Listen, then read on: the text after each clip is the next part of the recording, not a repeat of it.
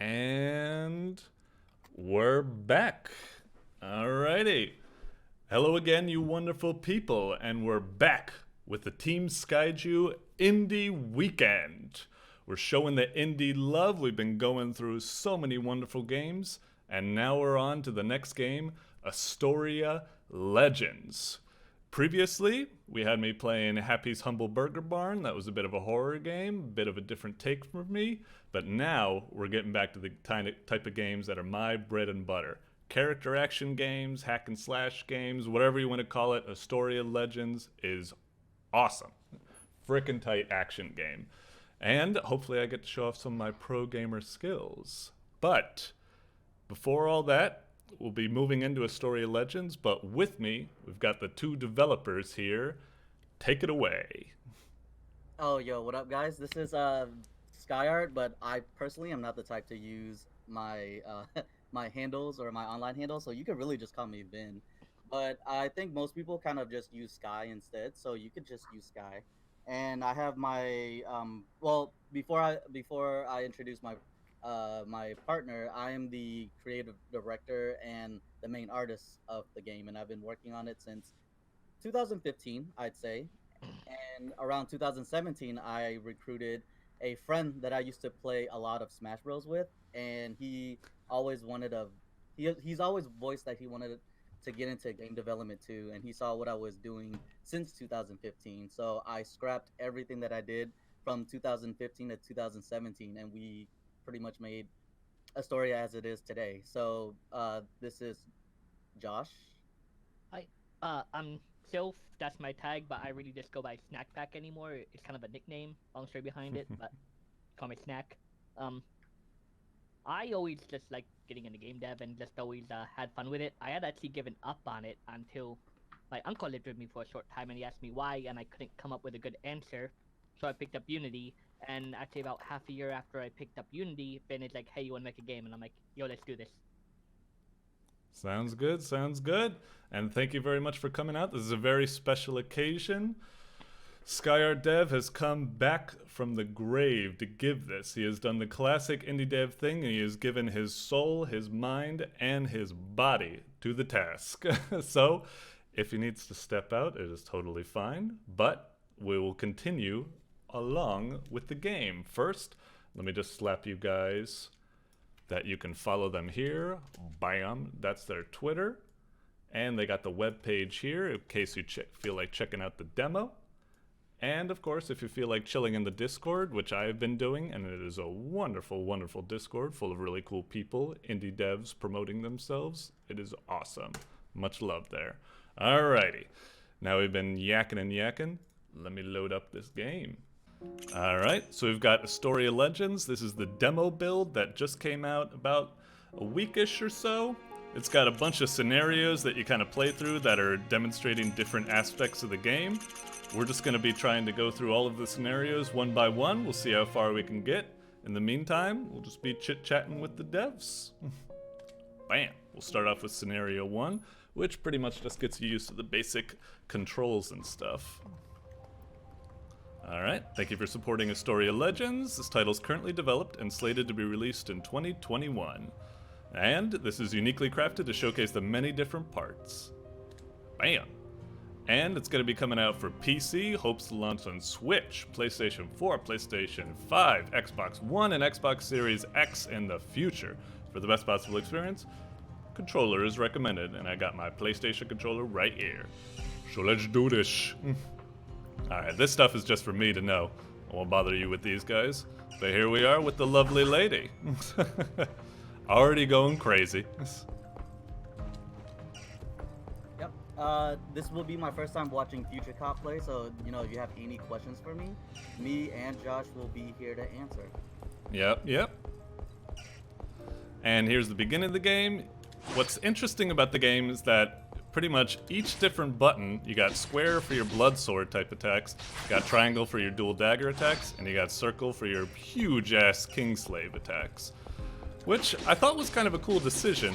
You were talking to me before about how in Red Moon, it will actually be a bit more. Now, Red Moon is the prequel or sequel or what have you for the game.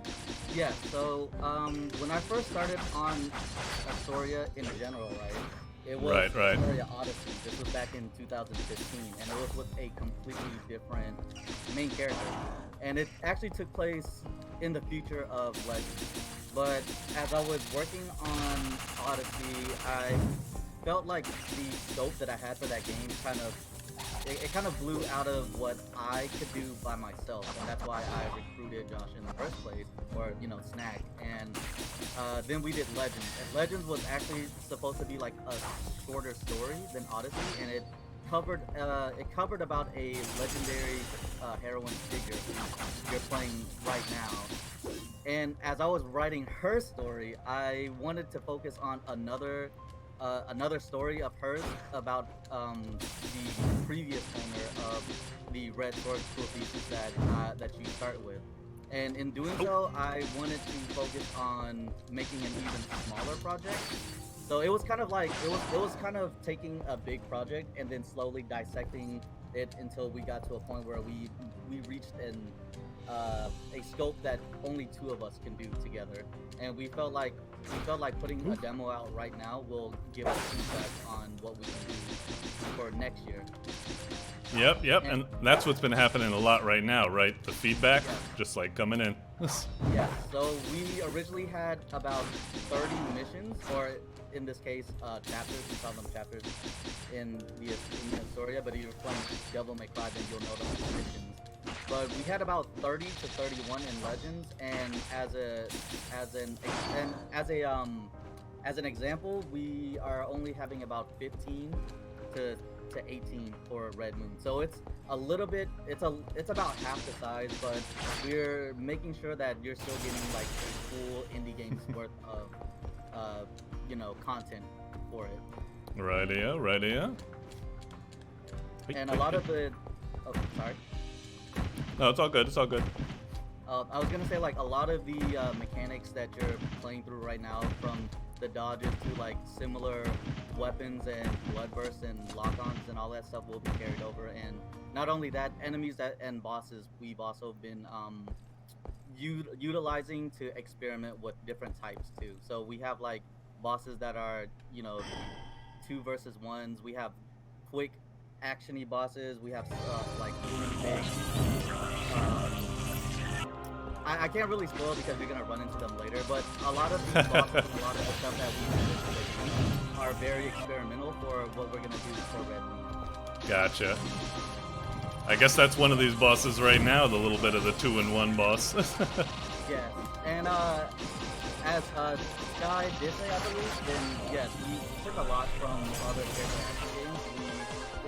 I am a personal big fan of fighting games in general, and with the release of Nier Automata, I did use a lot of inspiration for a lot of this stuff.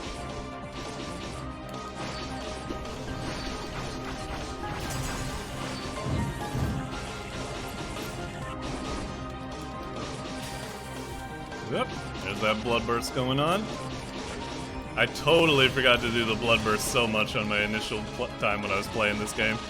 Yeah, it's one of the major feedbacks that we got to, and that's part of the reason why we put out the demo feedback. One of the things we're going to do is we're going to add a visual and sound indicator for when you're low. So next time, like by the finished product, you'll have a better idea of like what you're trying to say when you're in danger. Gotcha. Hang on.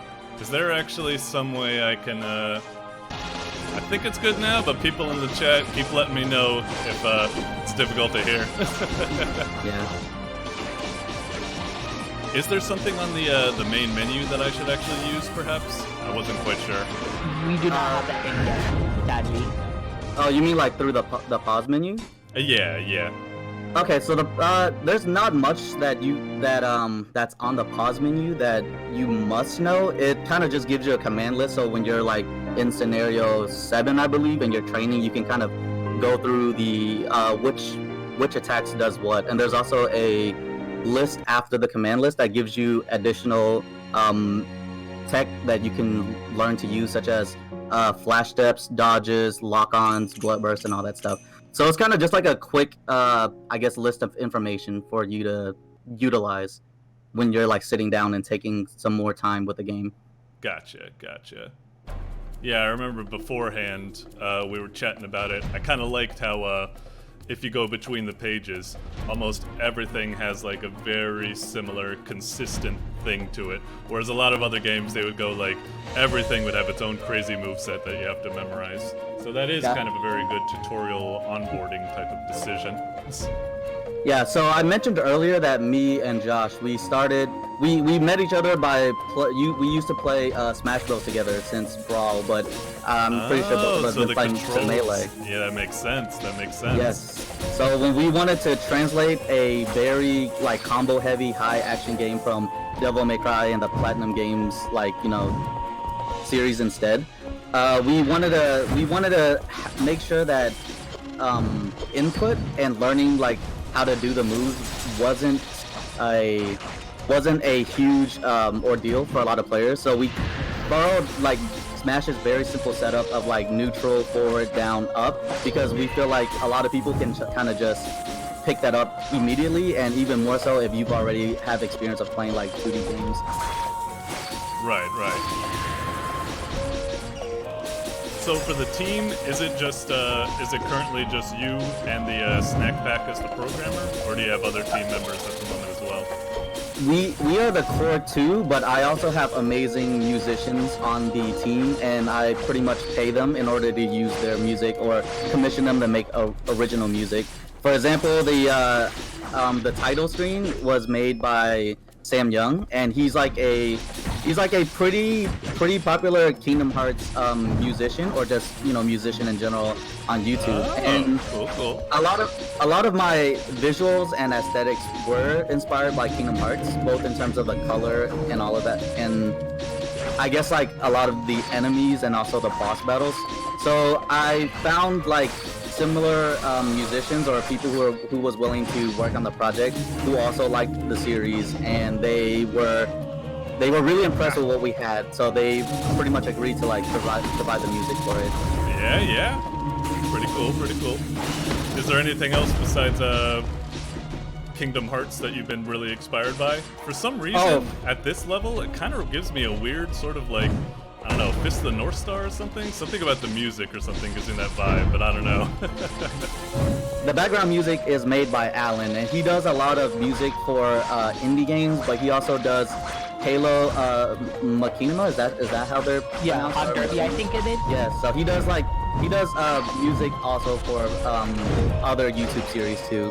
So that's the one that you're hearing right now. And I know that Alan didn't really come from Kingdom Hearts as much as the boss battle composer and the title screen composer, but we really liked what he was doing with what he had, and he was recommended to me by a fellow developer too, who was working on a visual novel. So I picked up Alan for the background music. Gotcha. So right now, like you said, you've been going through a lot of feedback with the game. How has that been kind of going? I think the game bugged out. Did it, or did it just not like spawn one of the enemies? Maybe. Did I? He was creeping. He was creeping in the corner. Okay. That might be it. Although that's been what's happening at the moment, right? A lot of bug reports, a lot of stuff like that from the people.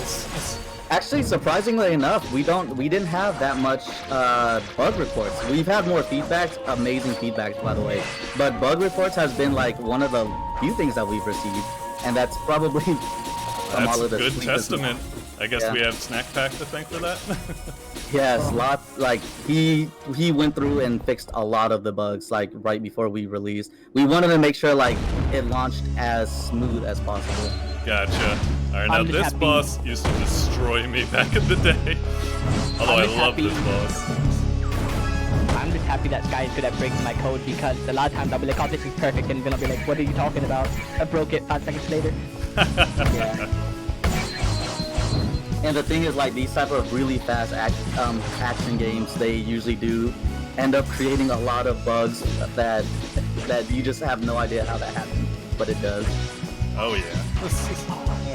Back last year at MomoCon, we actually had a bug where the game would glitch if you die. I eventually found out that it had to do something with how I was removing the hitboxes after things were dying. So I was able to, I believe, finally fix that out of the system. But even now, I'm still not 100% certain it's still completely fixed. Gotcha. Yeah, I was surprised. Is this the, sorry if it was already answered, maybe. Is this the first game that you guys have worked on? Or at least maybe the first major game?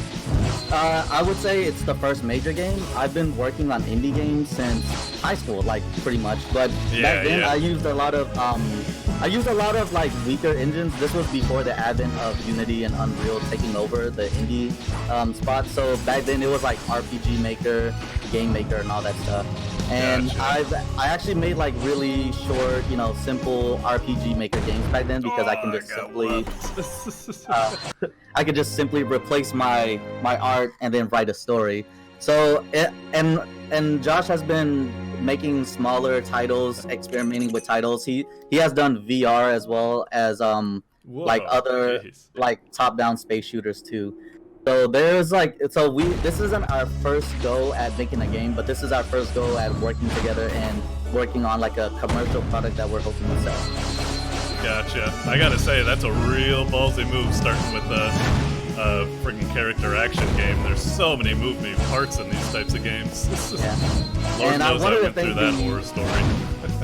Yeah. A lot of the things I want to thank for is the Devil May Cry community. A lot of the high-level veteran players have been giving me a lot of feedback since before even the demo. And through their feedback is how I get an understanding of what makes a good action game, what doesn't. Yeah. Although I saw like a little bit of controversy in the Twitter before. It was like some people wanted the controls to be like a little bit more like complex, even if that's like a little intuitive, I suppose. That could be like some tricky stuff. I wouldn't say it's a controversy. I guess it's just that. Yeah. Bad choice of words. Oh, no, it's fine. It's mostly because like Devil May Cry itself is a very high like button. The word that I'm looking for is just like on the tip of my tongue right now. But it's a very high mechanical game, but very technical series. And in order to do a lot of the really cool stuff, you have to spend a lot of time to it. Right. And with Astoria, we built it with the idea in mind that we want players to find it more accessible and they can do a lot of the more cooler stuff immediately. So it was a lot of, I guess it was just something that they weren't expecting, and they did get feedback on it. So I'm trying to reach a middle ground of making the game slightly more harder to learn how to combo, but at the same time more rewarding. Gotcha. Well, I think definitely how it is at the moment. I remember. Whoa, jeez.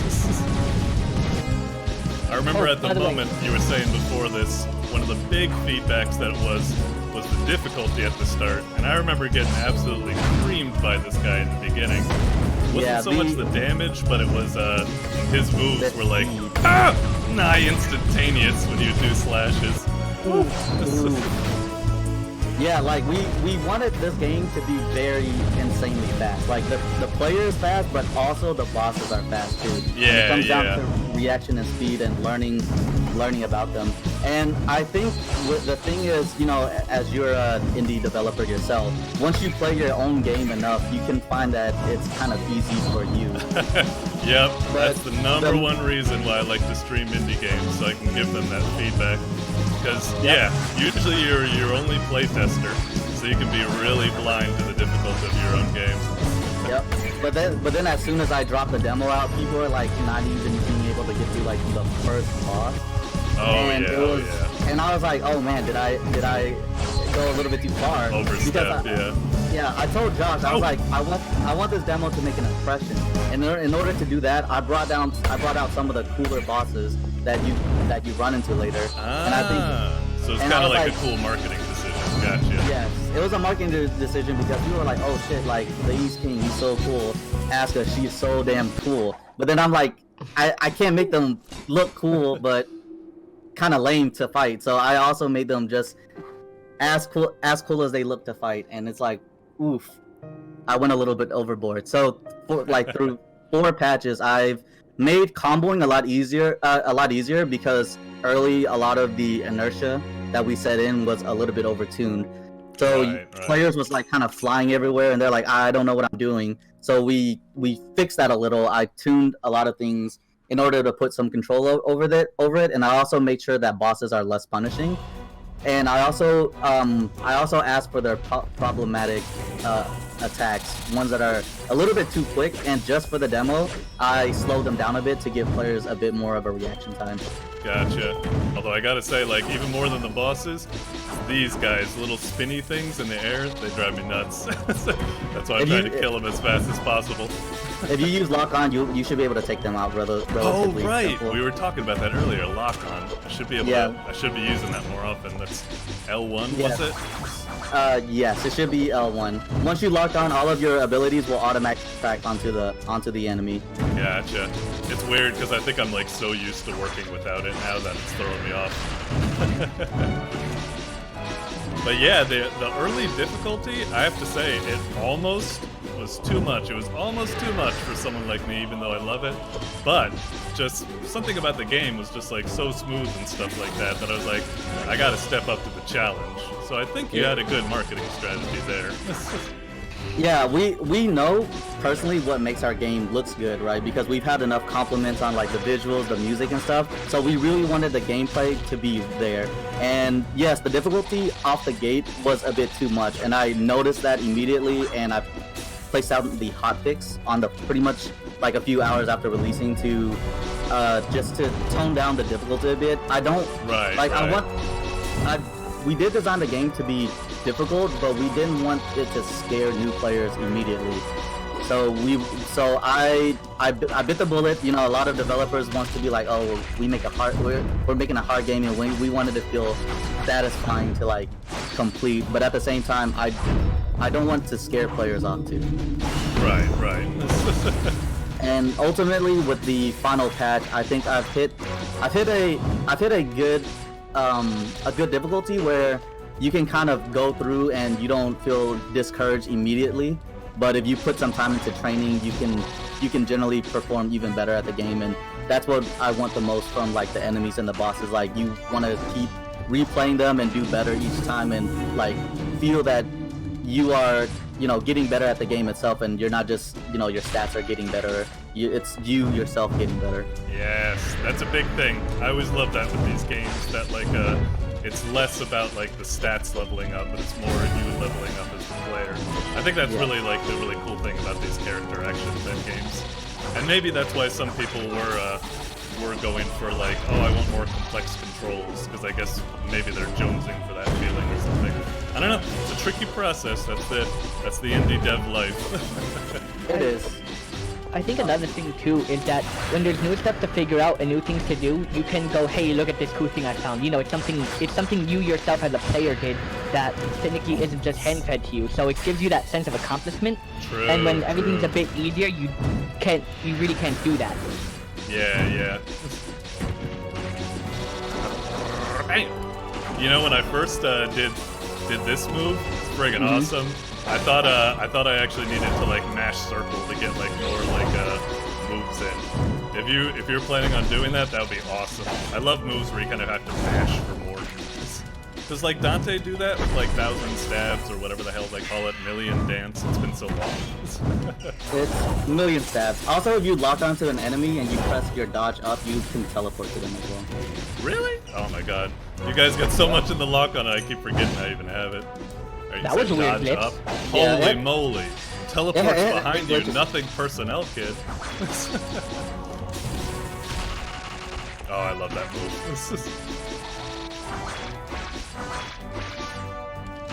I do that a lot. I try to do my down circle move for the glaze, but I forget that I'm transformed in the wrong stance for that. I'm getting used to that. Sorry, occasionally when I'm in the air. Oh yeah, I gotta say that warning, that gives me such Mega Man Zero vibes. That was that intended? That's definitely something Josh added in. It wasn't really my intention, but I liked it enough to where I'm like, you know what, we take those. We take it. We actually want to do something different. We just don't know what yet, so we just kind of kept it for now just because it worked. Gotcha. And then over time, people are like, oh, we just like that, and I'm like, all right, we can keep it. And we just gave like each boss their own like little starting animation, whether it's like the two hands opening up or the East King dropping down from the sky or her like flashing onto the screen. Right. That is the other thing about the Bloodburst at the moment, is that it is really cool. I love this. It's funny, the daggers have gone from like the move that I could barely keep myself focused to actually one of my favorites now. So I think maybe the inertia changes really help. Yeah, the inertia changes, and I feel like it's one of those. It's a more technical weapon compared to how straightforward her other weapens are. And I think once you get used to the mobility over time, and of course like me changing some of the aspects about it, you want to utilize. A lot of people utilize it a lot for that speed and mobility. Yeah, it's not a really high. It's not a really high damaging weapon, but in terms of like moving around, maneuvering, and just like doing some of the cooler stuff, that's probably the weapon that people get on to the most. Gotcha. Oh my god, I'm always gonna get hit by that, aren't I? Oh, she's stepping it up, and I just completely ate all of that. This is a rough boss, because the time just gets more and more tighter as it goes. In a good feeling of escalation, of course, but oh, thank god I actually dodged it. I've noticed this boss uses these two lightsaber type weapons, very much like a Xemnas from Kingdom Hearts. It is 100. She is 100% inspired by Xemnas lightsaber. That explains a lot. Yeah, so her theme is light, and at first we were gonna give her two forms, and both forms were gonna take too long to make. So her first form is actually a lot easier, and it's more projectile based. But because we only had to we can only choose one. I chose her more cooler, flashier form, which is the second one where it's more combo heavy. And because like light projectiles was her theme and design of her first phase, I had to figure out something that's both light themed and melee themed at the same time, designing this form. So I went with lightsabers as an idea, and through lightsabers I looked into, instead of Star Wars, I wanted to look into like Kingdom Hearts and doing like dual lightsabers, and that's how I arrived to like her current design. Right, Can I say one you gotta thing? keep it anime, of course. Something which Ben also failed to mention is that he totally styled her weapon off of Kylo Ren. I mean, look at that crystal lightsaber. Yes, I did. The red sword is styled after Kylo Ren lightsaber. I don't know what the fans call it. It's like T-shaped. Yeah. A lot of people rag on Kylo Ren, but he's pretty cool, I suppose. He had an interesting story arc. I just really like the silhouette of it. I don't know why. It's just like, oh yeah. I just really like the T-blade silhouette, so I just took that as inspiration. The other weapons are their own designs. There's a lot of like cool nods to several different fandoms that I hope people can catch over time. Yeah. Speaking of the weapons, the last boss we beat, at the very end you kind of like pick up his sword. Is that an additional weapon? Yes, so there's gonna be more weapons that you unlock in Legends later on, and we're at the end of by the end of the game, you're gonna have multiple weapons in your arsenal, and you're not gonna be able to equip all of them at once. So the idea is for you to come up with your own loadout that you personally like, and you're gonna be able to like swap out like your aerial, your ground, your square, triangle, circle setups, and everything. Gotcha. That's actually kind of surprising. I thought it was going to stick with just these three weapons, but I guess that is kind of cool that you can mix it up. Yep, and these are all like I pulled all of these weapons from the early game too. So there's none that you know that spoils like the later games. Gotcha. Or the later bosses. Oh my god, she just teleports and stays in the air so much. She's down to her last bit of life, but she's still going for it. Oh, never mind. I don't know if you noticed it or not, but she actually teleports faster the lower you get her. Oh yeah. Like at the very start, you can like hit her a lot, but at the very end, it's like you gotta struggle to get like an opening just to smack her around a bit. It's crazy. Very nice escalation. We have a scaling aggression from all of our bosses. So how they work is that from an idle stance, they roll an attack, or in her case, she rolls a combo. And the amount of times that she spends in the idle stance before she rolls an attack, slows hastens as their HP decreases. So the lower their HP get, the more time that they roll attacks. So the pace of the fight pretty much increases as the fight goes on. Gotcha. I gotta say, like, even though I've beaten all those bosses, I don't actually know if I've made it past this area yet, just because these Wingaling guys are a force to be reckoned with once you stop comboing them. Now I'm just desperately trying to keep them comboed. Okay, so the thing with this mode is that it's actually endless. You don't beat this mode.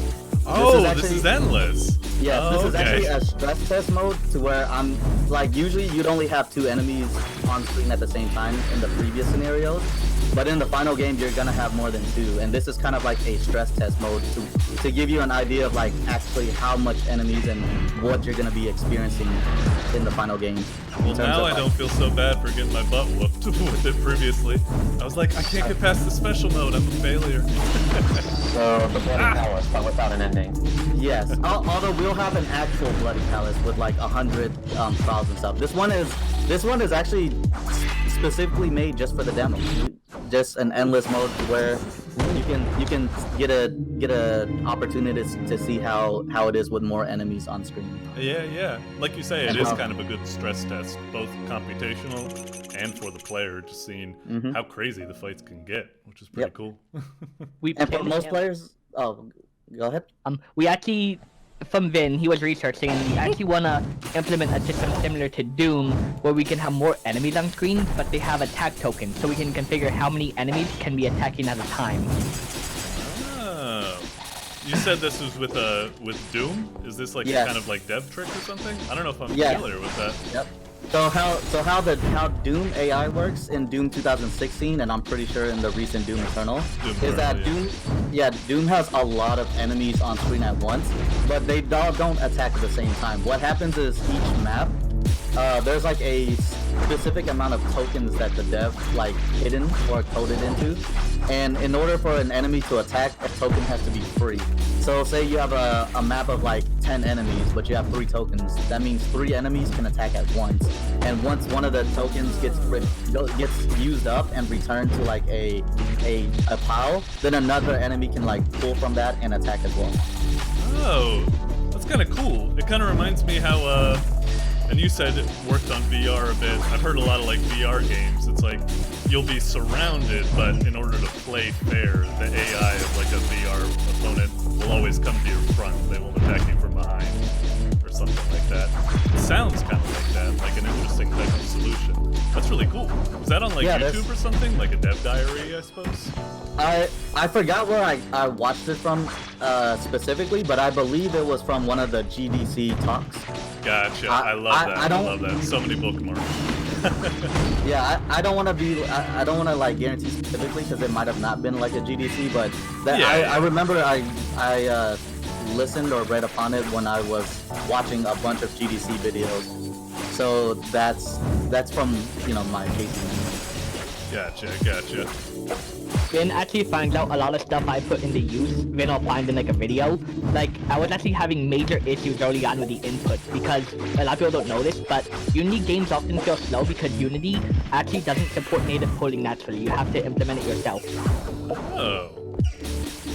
But so I was struggling with this, and Vin was reading up, and he's like, wait a minute, he's like, Cuphead is Unity. He's like, how do they have good controls? Because, everyone's praising Cuphead for being so flawless. So he looked up and he found out that they use Rewire. Just a third-party tool, $40 or $20. Buy it, and it's done cross-platform as well. Best thing we ever invested in. Yep. Interesting. So really, when it comes up to like games that like are really input heavy, like the Unity engine just like can't quite keep up with that. You gotta do something different. Yep, I looked it up and it does not support native. You either have to program it yourself or just look at the third-party tool that does it for you. Let's watch my help. I see. Yep, so we're using the same input system as Cuphead because we know that it's a tried and true. Oh, cool. Let me give that one more shot. I hate to say it because so many gamers complain about it, but like maybe the game needs that kind of like bum bum bum bum bum bum, like bloody red screen when you're like about to die or something. Yeah, I need to add a warning sign to there too. That's one of the things that I caught, that because like me personally, I'm always like constantly searching around and looking at my health and stuff. But you know, from watching other people play, that's not the case for everyone, and that's when I decided, okay, for you know the final product, we need like a better system of letting players know that their health is low. We need a better system of letting players know that you know blood burst is ready. Right. So. Right. So that's a lot of the stuff that we've learned from feedback, and we're definitely going to implement for like an even better project, because we're already confident that we have a great project on our hands. So just needs a little bit more better execution in some places to like break that ceiling. Gotcha. And I believe we also have a scenario 7 for players who just want to practice combos, and they can kind of just beat on a sandbag almost indefinitely. Yeah, like the sandbag level, that was just like, that was custom built for like those crazy people that build like the combo mad videos or something. Is that what they call them? I'm trying to remember. Yeah, the combo players. Love them to death, and I watch almost every single video to get ideas of like what to do, or like ideas on new skills and stuff. And there's quite a lot of new skills that I couldn't add onto the player because we have a demo already scheduled with all of the content that we're gonna have in. So like I said, like I think like the months running up into the demos being finished, there was so much ideas that I had, things I really wanted to do, but it's like we just can't really do that yet until we finish this demo, and we cannot just add more content to it, or else it's just gonna delay the demo. Right, definitely. Oh, Jesus, those guys are rough. I really would like to have the new Zodiac in, but there just wasn't enough time. Yeah, we've had so much comments of like, can the gun be better? And I'm like, dude, I really wish that we could have had all of it in, but it would have cost us like weeks of more development, and it's like I had to prioritize other stuff too. Oh yeah. Yeah, it's true. Like I found myself actually barely even using the gun. I forgot about it. Although I don't know if that's because like I don't like the gun or something. I think it's just been because I'm such a melee person, I suppose. I didn't even think about it. It's a pretty, I guess like compared to what the rest of your kit does, it's a pretty like weapon, and I understand that completely. It's supposed to actually be its own whole entire command list with like a forward, up, down. You can hold it to charge for like a beam and everything, and all of those just couldn't make it in time. So we're gonna add it in for like the final game, and show people like the amount of progress that we've made on the game. Gotcha. That's true. Now that I remember it, because it was a bit ago, I remember trying out the gun because it does give you, wow, I'm getting absolutely stumped from it. I was trying out the gun, but then I did it in the air, and I was all like, I can't shoot down and do whatever Dante's move is. When he shoots down, he does a little spinny tornado or whatever. Yeah, the rainstorm. Yep. I was like, I can't rainstorm, and then it went out of my mind, and I forgot about it. We're definitely gonna make the bullets home in on whoever you're locked onto after this iteration of it, and that was something that we were looking into initially, but then we had the scenario 1. It was like kind of an explorational scenario because I wanted to show players it's not just like you're not just fighting bosses and enemies in an arena. Yeah, right? you're not just in arenas, I suppose. Yeah, and in including that level, we had issues with like bullets running into walls, like some of your abilities interacting in a weird way, because we built a lot of our skills in levels like this level where it's literally just like ground and air and nothing else in between. So adding the first scenario in added a huge wrench into how some of the skills works, and that's why we're like, okay, I'd rather have scenario 1 to show people that there's more variety in the final game than just having like a better gun.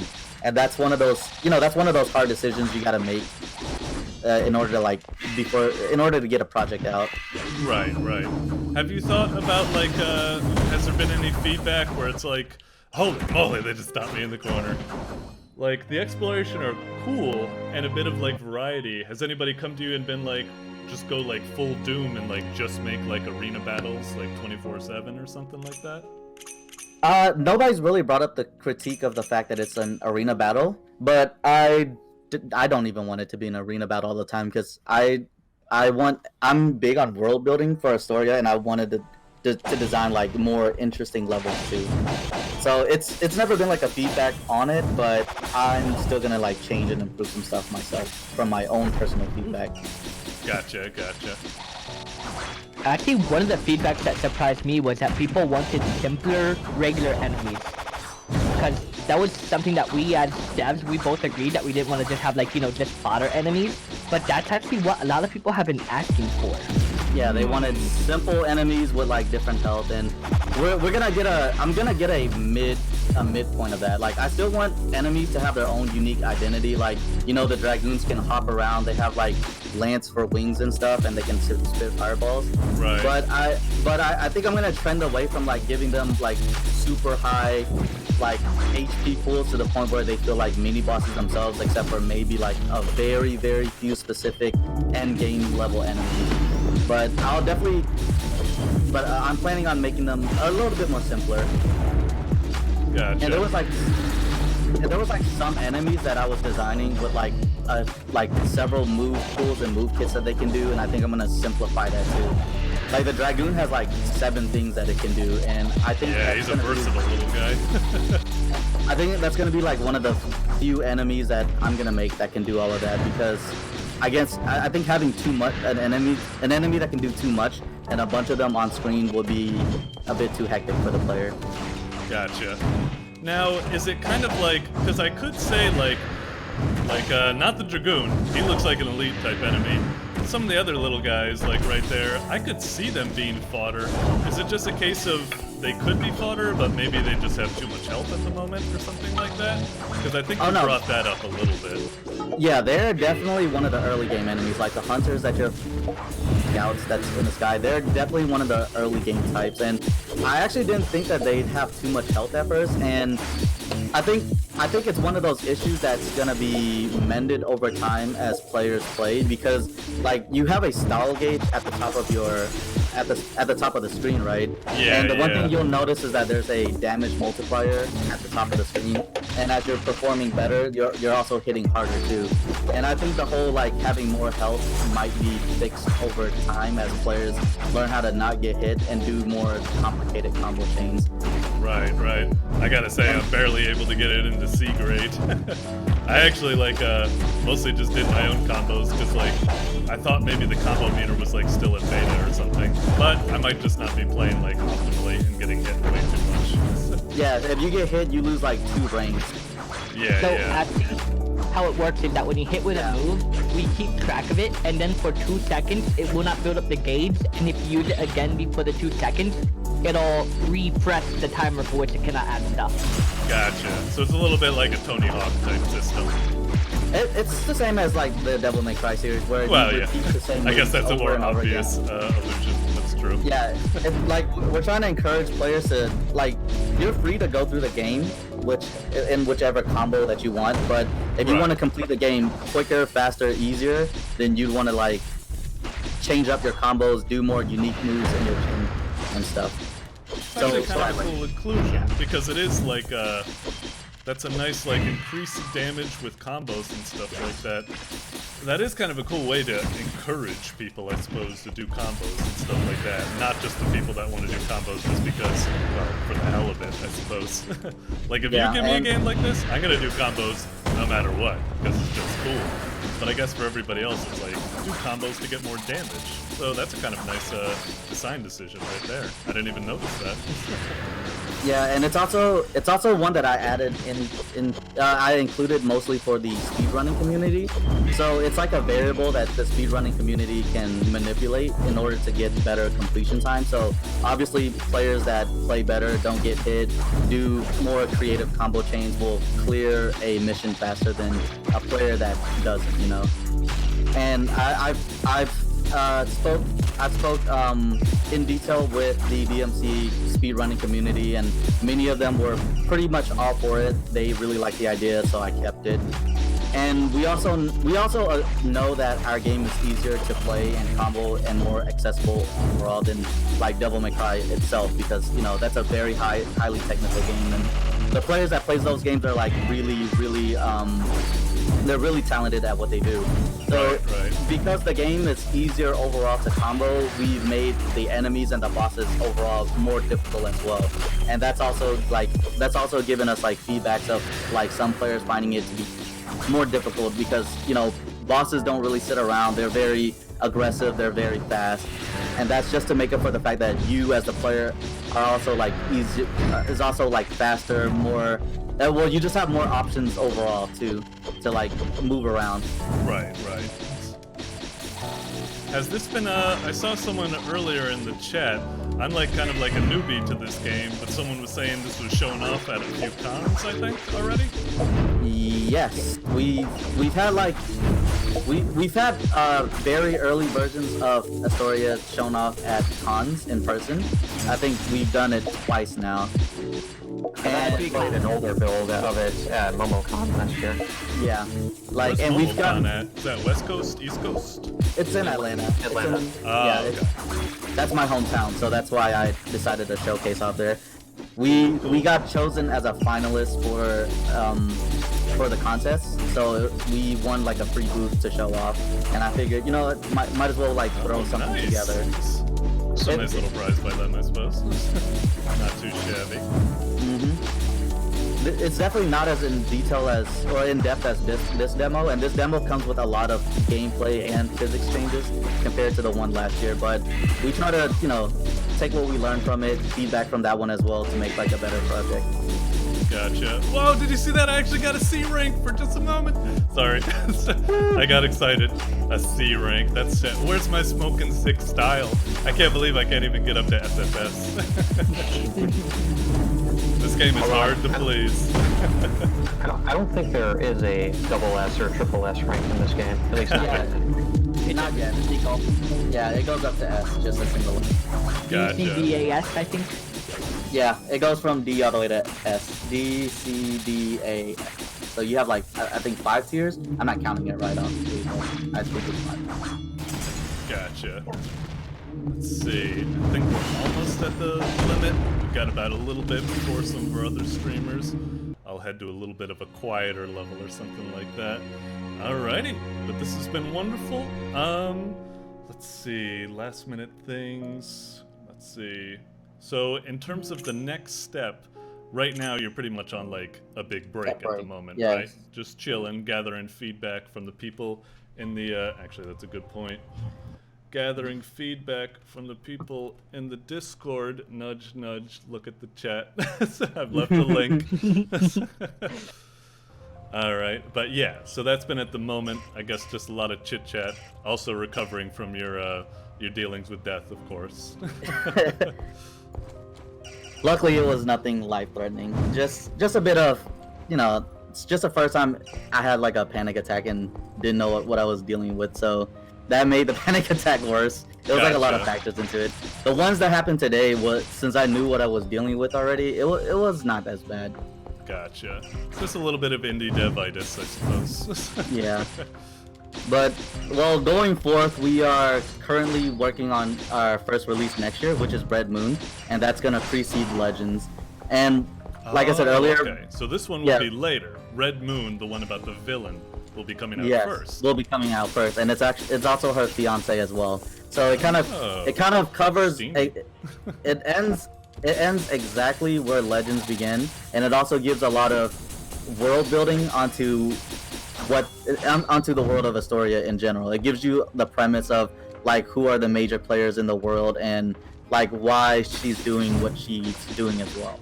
Gotcha. So and it was a story that I was not able to really dive deep into in Legends. So when I was talking to my local devs and they're like, you know, maybe you should try having a smaller project in order to both get feedback and in order to get a little bit of funding, I talked to Josh and we're like, yes, we should probably do like maybe a smaller one, and instead of just making it like just, you know, a bunch of bosses and a bunch of enemies like a demo, I'll tackle a story that I've been wanting to write for a bit anyway. I see. So it's almost like a little bit of a strategy, kind of like what some devs do with like early access. Like start with something small, whet the appetite, gather a lot of feedback, then you got the big release eventually. Yeah, so I believe you should be familiar with Metal Gear Solid 5, right? Oh yeah. Yeah. So Red Moon would be something equivalent to Ground Zeroes. Ground Zeroes, gotcha. And Legends would be like the actual Phantom Pain. Gotcha. That's cool. Yep, and every mechanic that we've made on Legends, as well as all of the feedbacks and like some changes of core designs that we've gotten from the players, will carry on to Red Moon and then onto Legends as well. Gotcha. All right. Well, I would be much looking forward to Red Moon, and of course, I'll be in the Discord trying to provide as much feedback as I can with this game. Nice. Yeah. Things. One thing is, no more demos. Making a demo takes way too much out of you. Oh yeah. A lot of devs have like given up on demos like altogether and stuff like that. I think a couple publishers have said like it kind of helps, but sometimes it can create a big headache. So I feel you on that. We mostly did it because we wanted to prove ourselves. We wanted to prove that we're like a small, relatively unknown indie developer that can make something that's like as good as what other major big indie titles are. Gotcha. Definitely been showing that off with this beat 'em up gameplay. Like I said, like I tried to make a beat 'em up before, it was like way too much. So, but that's indie devs for you. They love to freaking take the bull by the horns and challenge themselves with huge projects like this. And I love the character action, so I'm glad to see a contender step up for this. Alright, I'm gonna get stomped by those guys really fast. I'll just go somewhere cool like the title screen real fast. I think Josh wanted to say something too. What's really funny is actually we were not gonna have any combos. We were gonna have it relatively more like Smash, where there weren't any combos. But before the night before Vin started off the first time, just because I knew he wouldn't believe me how good it would feel, I actually stayed up to 4 a.m. making changes, and I said, Vin, here's the demo you think, try this one first. And Vin tried the new one, and he's like, okay, we're going with this. That's really cool. So just a little bit of crunch, you're just like, it's just like in the movies, you gotta take a look at this. And it's like, huh? It's just dramatic. Well, for us, we wanted to make sure that we didn't get into a thing where we kept trying to add more, and we just ended up making the project go into development hell. Right. So Vin was worried at first that it might take too much to do, so I just quickly put it together in the night and said, look, this is something we can do. Let's do this. Sounds good on both ends. That is a really good call. Sometimes feature creep can be really bad, but I will say thank you very much for putting those combos in. That was awesome. Alright, once again in the chat, let me just slap. Bam! Here's their homepage. Go to it. They got a cool Twitter, which I'm putting there right now, which you should follow, and also Discord for feedback. Check out the latest demo. And of course, do you have any last-minute shout-outs that you want to give out to any other people and stuff like that? Though I know, like, if no names come to fruition, that's perfectly fine, because usually as dev, you're in your own bunker. We're already in bunkers with the virus and stuff, that it could be hard to come out for air to see other people for shout-outs. But, yeah. If you sure, the main shout out would be, of course, Josh, for being a great partner and coder. Astoria is definitely would have not be like anywhere near as good as it is without him, because like the project from 2015 and the project that we started on 2017 is like worlds apart different. But of course, we also have amazing composers that helped add music into the game too, and that would be like Alan Brown, who worked on the background music, Sam Young, who worked on the title and character themes, and then there's Jakeem York, who does all of the boss battle themes. And I also really enjoy Sephiroth's chill step music, and that's the song that's used for Scenario 8. So if you guys want to check them out, go ahead as well. I actually will link their. I don't know how to contact Jakeem, but I'll link everyone else's social medias on the Twitch chat. Thanks, Cop. Thanks for choosing us to cover for the event. Yeah. Thanks very much for making this demo. I know it was a little bit stressful at the last thing, but you completed it just in time for me to pick it. I was like, USMC Sky, this is, once again, Indie Weekend brought to you by Team Skyju. USMC Sky was coming like, do you have your picks yet? And I was like, Astoria Legends, come through for me. Where's that demo? You said a week ago the demo was going to come out or something. I was like, yes, it made it. Let's. Yeah, we were teasing this demo since December, and we're like, no. We need to finish it now by April. No ifs, ands, or buts. It's going to be done. right now in April, so that we can play Final Fantasy and then actually move on to Red Moon content. Gotcha. Well, I will definitely come into the Discord with more feedback I can think of, and I'll see your take on Final Fantasy VII Remake. I think you posted that on the Twitter, though. Of course. Yeah, we'll be moving this gravy train on to the next streamer. Next up for the indie weekend, we got Mountain Dew Mania. She's doing a double feature, Puddle Nights and Majestic Pillars. Now let me just see if I can wrangle with my twitchiness to see if I can figure out if I know how to do a raid. Thank you again for everybody in the chat. Thank you again for the devs for coming out here. Oh, thank you very much for the follow, SSS Smoke. We will be moving on to Mountain Dew Mania next up. Nice. Oh, and see ya, Twitch chat. I've been reading the messages, and you guys have been awesome. And I saw all of the compliments, and really thank you for the compliments. We've tried really hard to make this game like stand out visually, from both like visually and musically for the songs, and also gameplay as well. We're trying to nail like high marks on pretty much everything that makes like a great game. Yeah. And thank you very much for covering for me there at the moment. As I tried out why when I type in Mountain Dew Mania, does nothing come up? Do I need to like refresh my stream editor? This seems to happen to everybody on this stream. It's like nobody can like figure out how to get like the raid thing to work. There's gotta be something I'm missing with this system.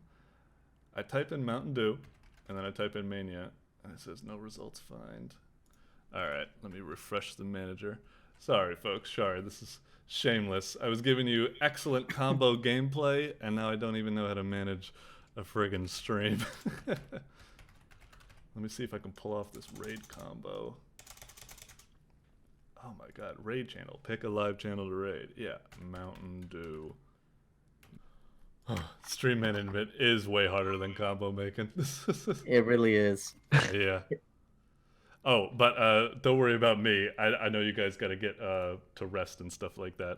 So I will leave the voice chat for now. I'll wrangle this raid somehow. But thank you very much for coming out. I'll probably do a little bit of a after talk when I get the YouTube together and stuff like that. But yeah, cheers again. Sure thing. Thanks, Future Cop. Yep. Thank you very much. Till next time.